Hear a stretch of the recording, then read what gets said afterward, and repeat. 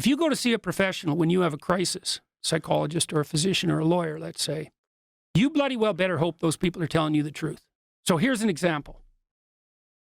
Let's say you got a 13-year-old girl and she has body dysmorphia. That's very common among 13-year-old girls, especially if they hit puberty early, because when women hit puberty, their levels of negative emotion go up.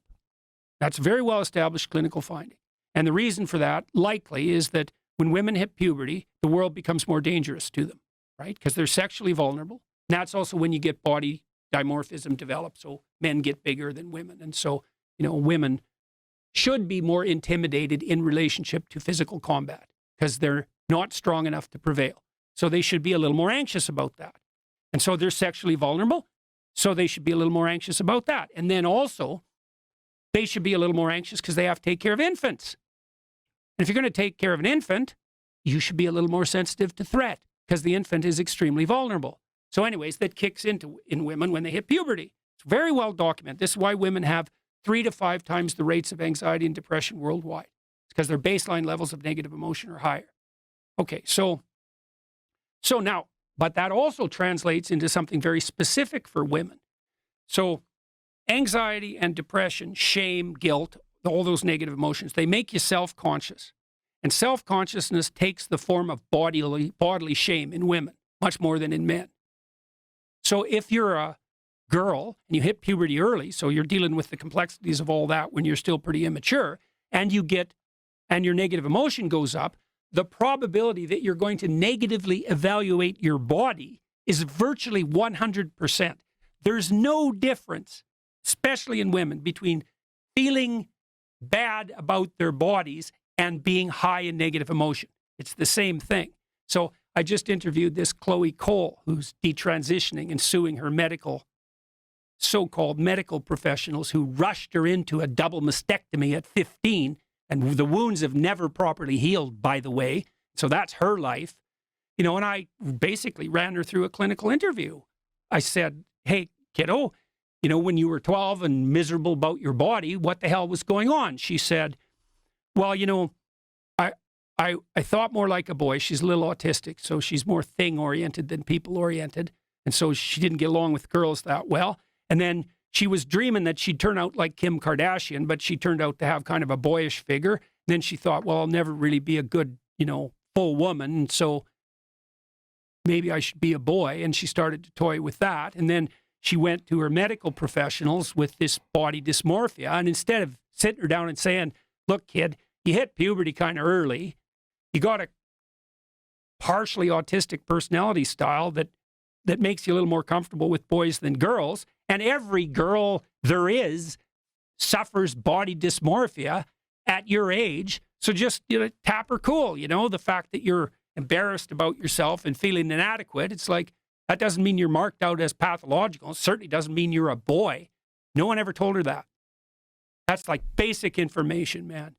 They just rushed her along the pathway. Puberty blockers at 13, and then a double mastectomy at 15. What is causing this rush to that? Like, how did this happen, and how did this happen so quickly? Well, this is partly tied up with this issue of the college. So here's one way into it.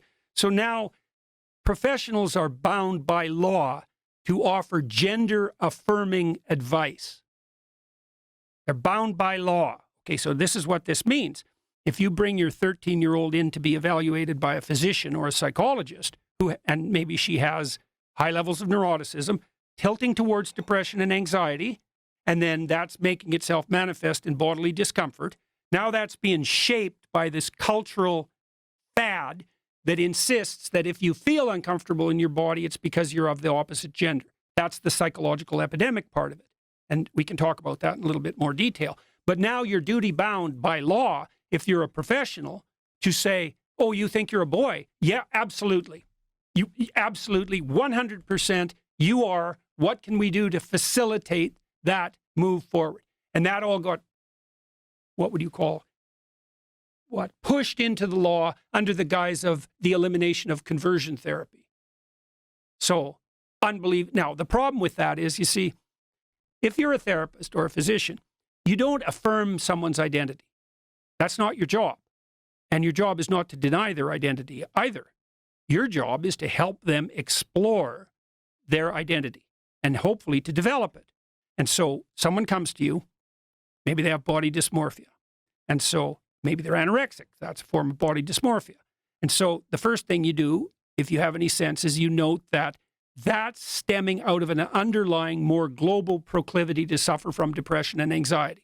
So that's the big elephant in the room, depression and anxiety. So if the trans activist types say, well, the body dysmorphic types are more likely to have suicidal thoughts, it's not because they have body dysmorphia, it's because they're prone to depression and anxiety, and depressed and anxious people are more likely to have suicidal thoughts. And maybe body dysmorphia adds a bit to that, but nobody really knows. Probably adds some. But the fundamental issue is one of depression and anxiety. So now you're suffering from, unspecified self-consciousness, and the culture twists around to offer you a narrative. And the narrative is, oh, well, you're in the wrong body. And then the carrot is, and this is part of it gets extraordinarily pathological, is a lot of these kids who are suffering from this alienation are unpopular. And so now they're being enticed. It's like, yeah, well, you're not unpopular. You're interestingly special. So if you just take this carrot, you're the opposite sex, all of a sudden you're not a victim. You're a brave, you're a brave seeker after your redemptive identity. And now you can be elevated and you can be treated specially. And my God, if you're an unpopular teenager, how could anything be possibly more attractive than that? And then you also think, well, why are teenagers gullible in that way? Why do they go along with the crowd? And the answer to that is, that's what you're supposed to do when you're a teenager.